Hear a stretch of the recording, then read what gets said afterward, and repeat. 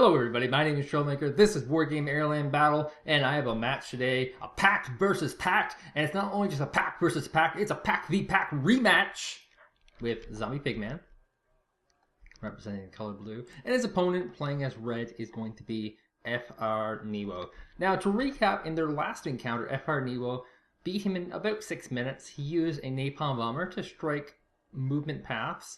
And by the time that Zombiepigman came to the first encounter, his units were so weakened that he just lost.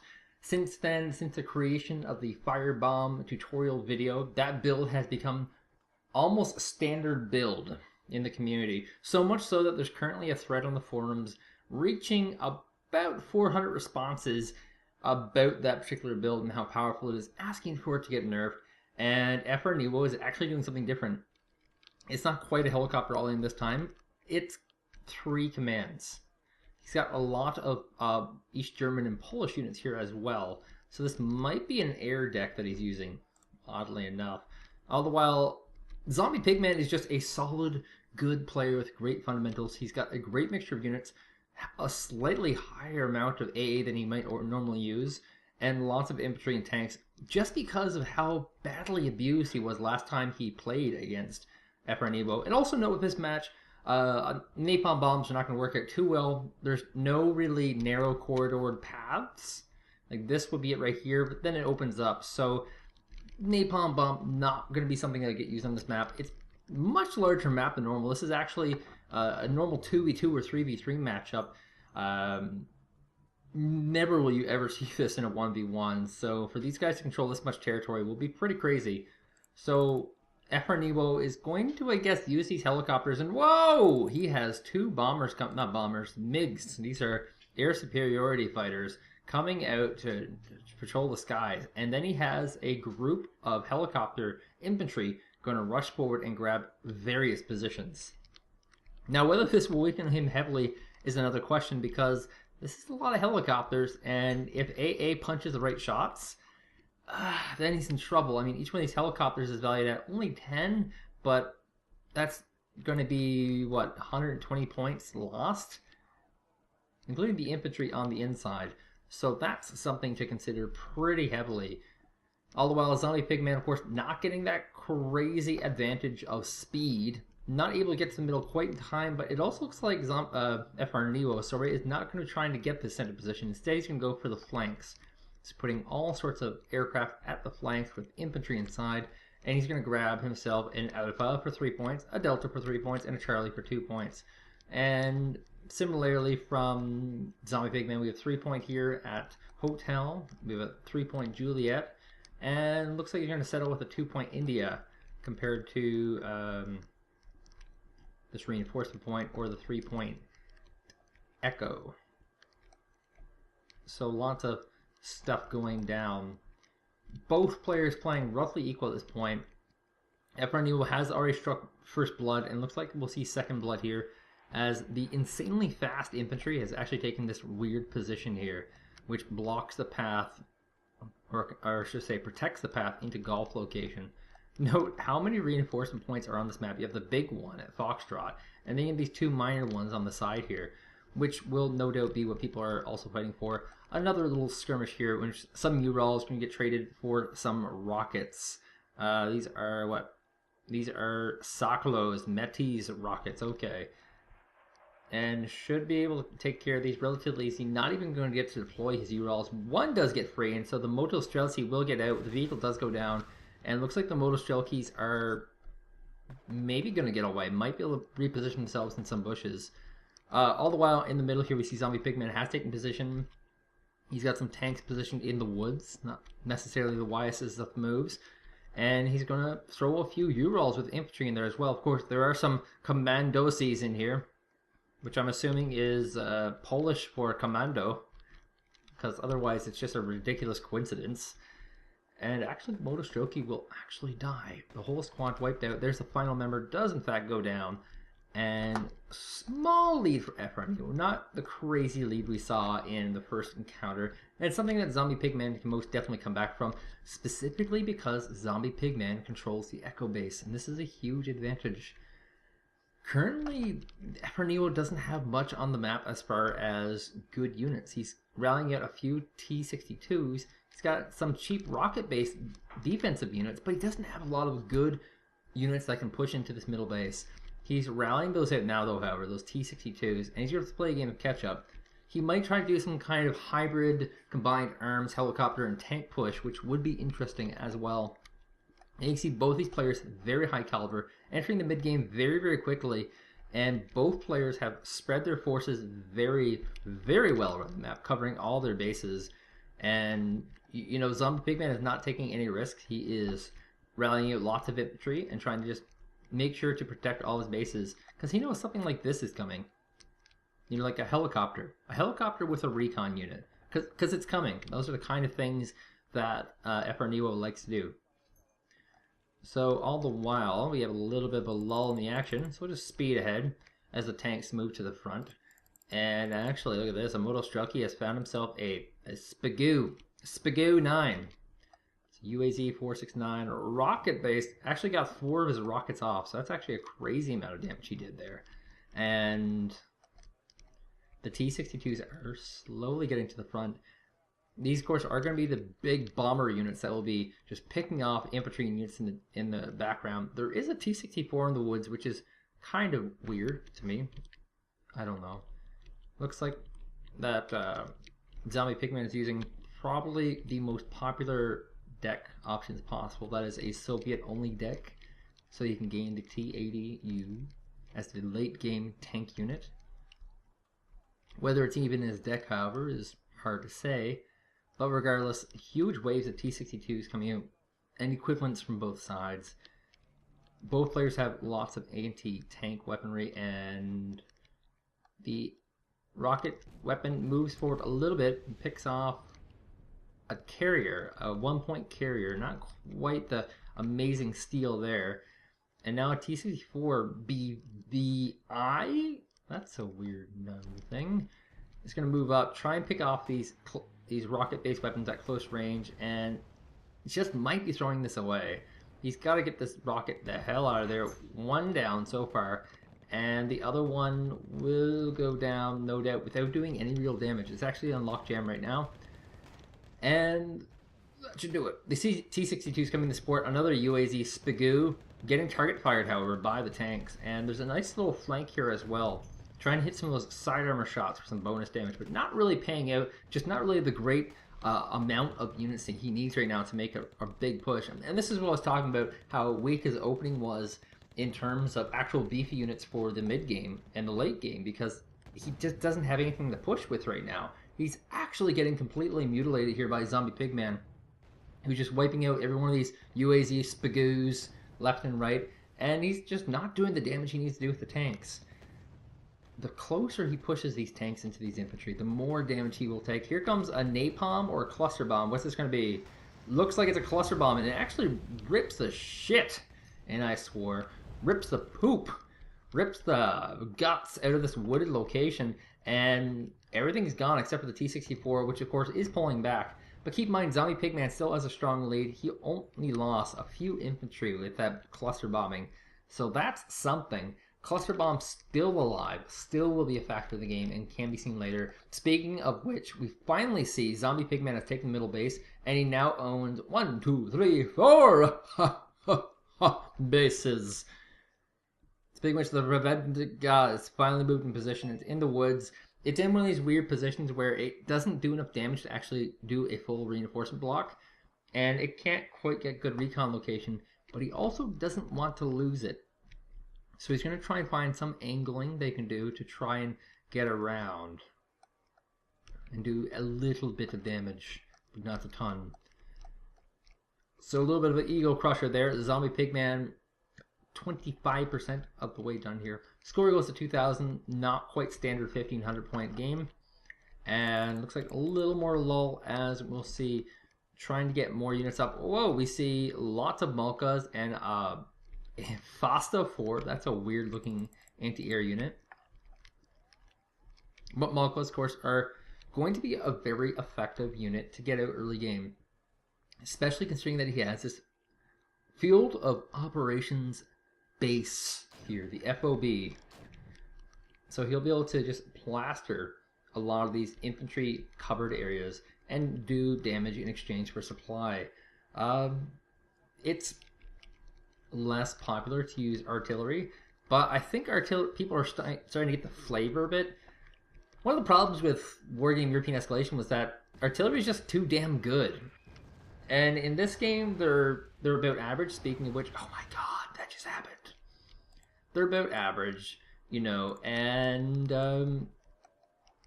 if you get a lot of them, they do really good. They hit clumped units.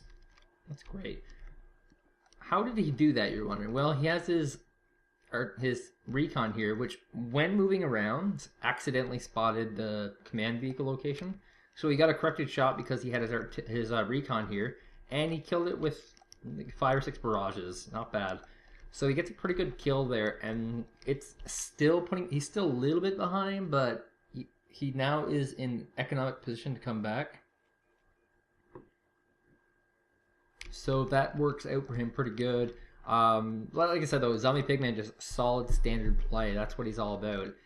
A lot of people like to ask about command jeeps versus command vehicles. Which ones are better? In Wargame European Escalation, it was just so obvious. It was just so clear that command vehicles were just so much better. And they were just so much better because it was so cost prohibitive to get new ones out. Whereas in Wargame Airland Battle, command jeeps seem to be the way to go. They're only 100 points, and that would be about, given the current income, about 20 seconds to earn this vehicle.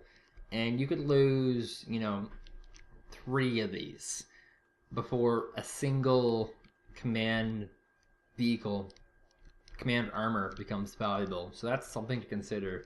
And the command tanks pretty much just never ever become useful. But looks like we're going to see a 250 kilogram bomb. Could this be the napalm? Just going to go up to this one Kamenski. No, it's going to be not the napalm. It's going to be the cluster bomb. Never mind, I was wrong. It's napalm. No, it's napalm. That's totally napalm. But yeah, didn't even hit the poor Kamenski. This is the most elite of the Polish guard, I have to say. Just walks around and dodges napalm bombs like a boss. He actually saw that napalm bomber because of this one random recon who is trying his hardest to chase down this command vehicle in all total desperation, not quite able to get it. But here comes some MiGs who are going to go in for a little bit of a barrage against it and able to get the second one. So that is going to put FR-Niwo back in the game, has killed 2. Another one should run out. And by now, Zombiepigman has to realize something's going on here. Why is it that he knows where 2 commands are? There must be a unit sitting around the woods here, if he can do that. It's a really weird game because position-wise, Zombiepigman is winning hardcore. But, you know, FR-Niwo has just been so good with this one recon, just abusing that position. And there's just some, like one of the cool things he did was he actually slid the fighters down here, down this way, and then he keybound them this way, so he could dodge all the anti-air that's around this area. Speaking of which, there goes down one of the helicopters, one of the many helicopters that were originally rallied out, so they're not really costing them the game, but also not adding anything, which is why this build is a little bit funky and a little weak. It didn't add anything to his game. All the same, though, we're seeing basically equal positions right now. A 60-70 point lead for Zombiepigman. Not too high, not too low. He's still winning the game, but there's still definite possibility for FR-Niwo to make a huge comeback. Speaking of which, here's a weird location. There's like a ridge here, and only vehicles coming this way can see this. Spetsnaz. Tell me you don't find that mildly interesting. No. Okay, but maybe you'll find the fact that there's now a Uragan out, 2 Uragans, and 2 Malkas out. You gotta find that interesting. That's 4 artillery units at a mid-game level. He has very limited defenses here, not a lot of tanks, lots of rocket-based weapons, which of course, the counter to a rocket-based weapon is a cheap vehicle that can soak the hits. And do we have any cheap vehicles that can soak the hits? Like these Ural 3750s? Or maybe these SU-1254s, they're cheap, right? 15 points? Yeah. These are your counters to the rocket-based weaponry. Weapons that are vehicles that just don't do a ton of damage, but can take some damage and soak those rockets. So your big bad boys like your BMPTs and your B-64s don't. So one Motostrelki bravely rushing forward, actually has some tanks covering him, and T-64 BVI moving forward. The Spagoo is actually blowing through his heat rounds to try and kill this Motostrelki, who is just rushing towards the Conquerors. And like, just know there's not a lot of empty infantry on the side. It's completely a product of just pure luck. What do you call it? Luck. This SU-122 has come out. It's dead. And it was able to kill one UAZ. Not exactly a fair trade there. Pretty good trade there for FR-Niwo, who is now 15 points from taking the win. The Motostrelki, of course, are finally getting picked off by the Spetsnaz VNFs. And the tides have changed. FR-Niwo is now 120 points ahead, or actually just 100 flat. But we have a lot of bombers coming in with some air superiority support in the SU-275, a Soviet-only weapon. And here we go. 3 bombers are going to hit this town. And this could be the one thing that brings him back in. 1 bomb off, 2 bombs off, 3 bombs off. Chaos. Doesn't really kill much. And the SU-275 does in fact get 1 target as he does retreat. He got maybe 1 kill here, but keep in mind, this is how attrition works. You don't have to kill a lot with your bombers. They don't have to pay out, because guess what? You get them back. So he did kill 2 units here, basically. And he has shifted this position quite a bit. So this will be very, very bad. So you're wondering why these Eurogons are out so early. And the simple reason is that Eurogons and most rocket-based artillery, on top of doing a ton of damage, keep in mind, like the last 10 minutes of the game, you just want those Eurogons just going boom, boom, boom, boom, like non-stop. Just because they do so much damage. They're also a widespread, which means that they will be able to stop attacks from coming. So the Eurogon first volley is going to go for a mid-grade area, trying to go for the command vehicle, I guess, and unfortunately gets nothing at all. The proper place, of course, to go for would be like this location, if he could scout it. And here comes the T-64 push. This is where he wishes the Eurogon came in. Just stun this whole area, stun these T-64s, so his T-72s can dominate the ridge location. But one T-72 will go down, which, if the other one goes down, that will completely return the lead on the side of Zombiepigman, who has been struggling to maintain that lead. And we have a 50-point lead still, and a flank of T-64s coming from the side flank. And this could cause some bonus hits, which of course are any kind of hit that hits the side armor, which of course is weaker.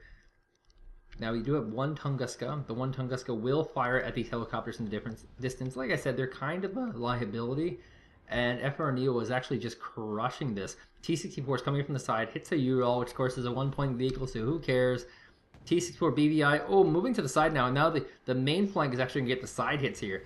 Now we can push that T-72 ahead again and get some crushing hits. But the T-64 BVI is a little bit outnumbered here. There's 2 BVIs here versus the 1. And they will retreat. This tank, however, is really low on hit points. Another BVI pushing forward, and there's one of the ones with 1 hit point. This is really the mark of a good player. A guy who can just come back with a 1 hit point tank. And he's going to return with his 3 hit point tanks. There's really great control by Zombiepigman there. Picking off a few things. Lead didn't really change too much there. But he's also getting an idea of positions, so that is good. A Motostrelki going to move forward. I believe he's going to try and use this as a spotter, possibly for a future bombing run, just to kind of figure out where units are, which of course is important. I saw some artillery fire. Looks like he's going to hit what? Oh my god, he's got this Revedka here. This random location so far away, he's actually going to try and artillery down this single UAZ command vehicle. And he's got a nice corrected shot, and we're going to see the effect of 2 shots. Does the stun, and the second 2, oh my god, 1 hit point left. That is total luck in terms of armor positions. And that one could go down again. Keep in mind, this is the same infantry unit that was previously over here. He moved this 1 infantry unit through here to here. What a sneaky, sneaky devil he is. 1 hit point left on that UAZ. It's definitely in trouble if Zombiepigman doesn't move it. All the while, a little skirmish happened here, trying to pick off the remnants of this T-64 BVI. as the final barrage of the artillery should be coming any second now. I think they might be refilling up. Yes, they are. In fact, the FOB has completely been cleared out. The Uragons have exposed all their ammunition, and now it's just a matter of time. A U-roll, actually 3 U-rolls, 4-3-2-0s came up, but just not in time. The artillery fire is able to kill the command vehicle, and now we're seeing a 150-point lead from FR-Niwo, who's just been winning with these weird little spec ops attacks. Like, look at this. It's even on a ridge, and nothing can see beyond this ridge. He can't see this. He can't see it. That's the madness. FR-Niwo, just such great map knowledge here. Being able to use these little cheesy things to win left and right. And now we're left with 15 minutes left in the game. T-64 BVIs versus T-64 BVIs. It is the ultimate tank duel of the Russian Soviet powers. And just look at this micro by the two players. Just making sure their weakened vehicles don't die. Going in for a few hits and then running away. Realizes that he doesn't have a good recon position here. And is pulling back. He's actually going to stage some AT in the woods here, which is basically what he was doing before, but this time he's going to do it again. Yeah, there's no way of putting it nicely. He's just restocking what he had. Speaking of which, we have some infrared bombers here. Oof, this should not be good. Oh, there we go. Kills off the tank, and does he lose his MiG? He lost the MiG. Huge win again for FR-Niwo. 300-point lead here for FR-Niwo. Only 15 minutes left in the game. T-64 BVI versus Leka Piochiaka. It's the name of a vehicle, by the way, in case you're wondering. Which is running out of its Metis rockets. And I'm sure some Russians will be like, it's not Metis, it's Matisse. But the Matisse rockets should get cleared out pretty easily. Here comes a bomber to lay some support just in case this is all going wrong, which of course it's not. And it's going to be our good old-fashioned friend, the scatter bomb. The actual mechanism for how those work is actually really cool. Speaking of which, oh my god, so good at playing this game. Zombiepigman is going to pull in the SU-275 to try and pick off one of these helicopters to save his tank. And here we go. Ooh, come on, baby. Doesn't get either helicopter. In fact, the rocket went to the wrong one, and looks like the tank will go down. And the lead just extends. We have 15 minutes left in the game. 400 more points for FR-Niwo to get, and the game will be settled. It might be a 2-0 for FR-Niwo if Zombiepigman cannot pull something out of his zombie bum. Because he's a zombie. A zombie and a pigman. Just imagine if that was real. It'd be like really creepy because it's like a zombie in the fantasy world, and you'd have a pike and probably a helmet.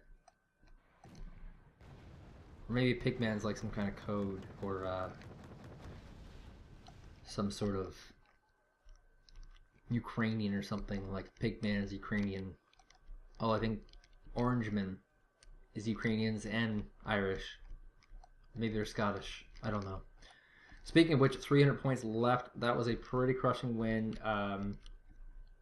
There's not really much on the ground for FR-Niwo to get a win with. He's just using these artillery right now to try and pick off some extra points, but he doesn't really have anything to push with. But that's not going to stop him, apparently, as the tanks will be coming out, picking off the BMP-T, just trying to escape. Not going to be a cheap vehicle at all.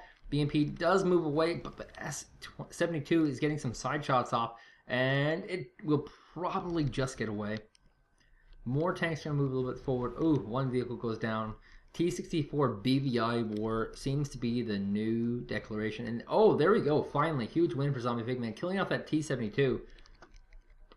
But will it be enough? That's the question. Will it be enough? Because there's so many units behind enemy lines here. Look at this. Oh, we actually finally cleaned up that one hero squadron. The Spetsnaz are still alive. Still doing some spotting. He has not too much provision from it though, so that's something else. And very graciously looking to see how this game ends.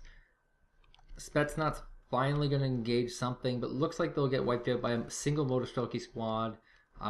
It's probably going to be heyday soon for Zombiepigman. He's got to do something.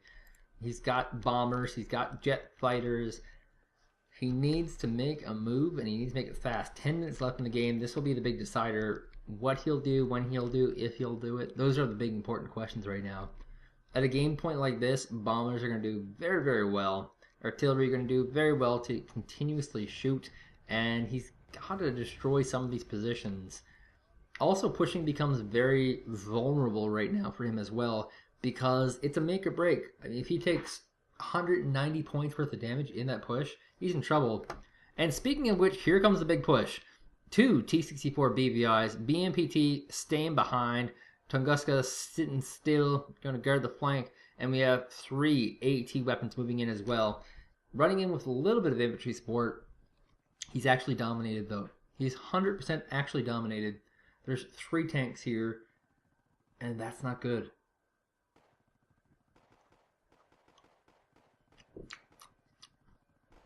Coca-Cola's good. What do we have going on here? A modalist jockey caught in a bad position. Going to try and wipe out a single Radvetskas, and he might get it. That's the sad point. There is empty Liblibit and a modalist jockey here. But back to the main theater.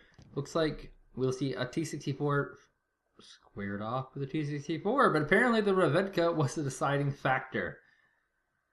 Well, that was quite the game. Both players very, very close to victory. Hats off to both players. FR-Niwo takes a win. He is now 2-0 against Zombiepigman. My name is Troublemaker. One more match for the week. Thank you guys for joining me. See you guys in a bit.